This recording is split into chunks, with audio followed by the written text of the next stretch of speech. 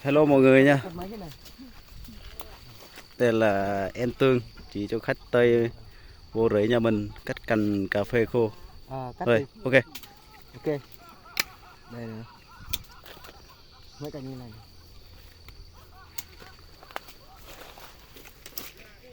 Here no nha. Here no nha. Okay. Ok, đây nha. That.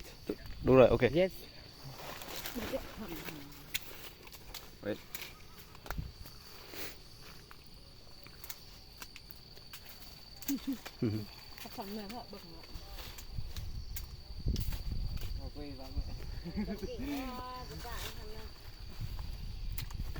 Yes.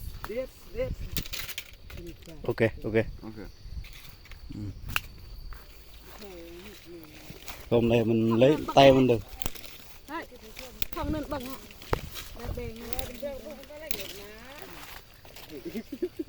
Hả? Ồ, prong cắt lệ ta lên. Như tôm trôi như thế. À rồi. Thế đây vừa à? Đúng rồi, ok. Okay. Here no nha. Yeah. Đây nè. Đây. Okay. Thông ấy bằng bia lê, thông bia lê. Tương cặp hôm nay hả? Như từng đây vậy lẽ à? Đấy, đó hột rú hẹn. Như thế năng thêm người ta. quảng là nè. Quảng bay dưới nhỉ. Quảng bay nhu bố tí dương của ta nhà trà plà bạ. Rồi tỏ vào nên đi đi xì cái rế lão vào sang mời. Thở quảng muốn mịt bực bền nó như vậy. Có bực hả? Ức là nè. Đực, chả đực. Cho ầu. Cần chả đực ấy. Mẹ những cái đứt xương lăng. Dạ cái bực lệ này nhờ. Hồ đã phim dịch đần tay hẹp phim nhờ thọ có. Bà thọ cái tên thuê ở là? Google nè. Bớ, mấy Google là? Mẹ bữa buồn bà tẻ mẹ làm. Lên video bắt tay nè. Nghe nè, mồm đây.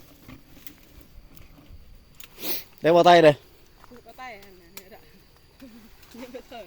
Người ta đẳng là nhờ han vậy han cái mở tỉ đấy. Rồi tập văn thun. Người ta văn thun. Ấy nó mỉ. Tương ha đồm tương. Hả? Tân đàm không ăn.